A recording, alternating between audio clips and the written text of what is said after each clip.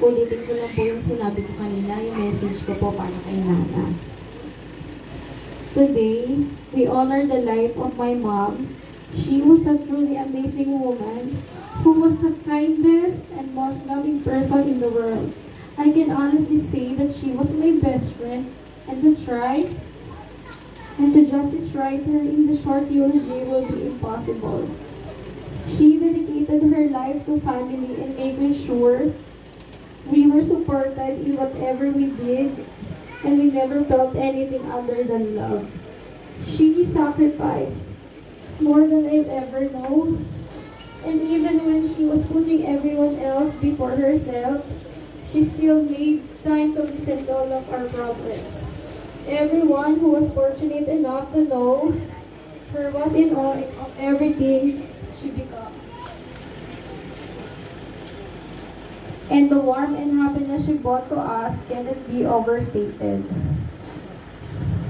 I love her more than words could possibly say, and she will live on in my hearts forevermore.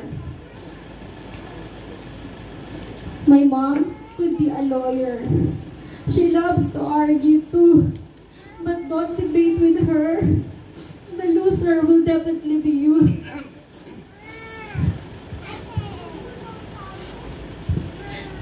To our dearest Nana, I feel honored and privileged to have been your daughter and son. You always loved us unconditionally, and we were the best mother we could wish for. We will surely miss you, and syempre, mahal na mahal ka talaga. Ang huli, aalagaan ka namin dalawa. Ngayon, huli na kami. Wala na kaming nanay. Wala na rin kami tatay.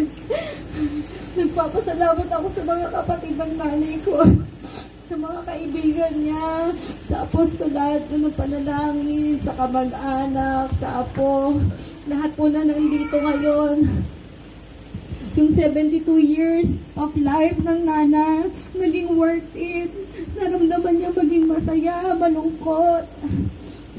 Ngayon, araw na to, sinusurrender ko na yung aking tiwala na ang Nana is magiging mabuti po sa piling ni Lord.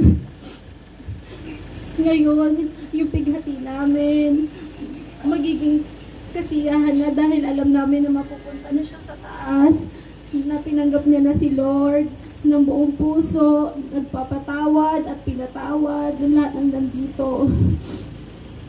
Ngayon, nagpapasalamat ako sa lahat ng pumunta na kahit ang layo dito. Yung effort nyo, bawat isa.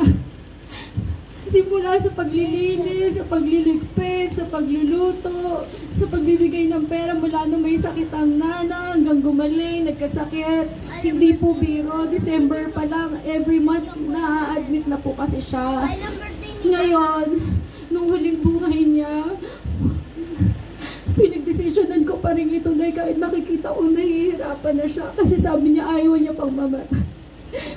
Pero nung huli, hinayaan ko na kasi ang ganda na lang talaga ang tao, nabubuhay, namamatay. Ngayon po, lahat na nandito, salamat sa inyo. Hindi ko na kayo maisa-isa lahat. Sana patuloy niyo pa rin kami supportahan magkapatid kahit wala kaming magulang.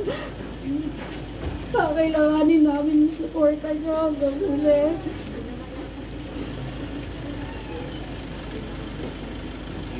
Yun lang.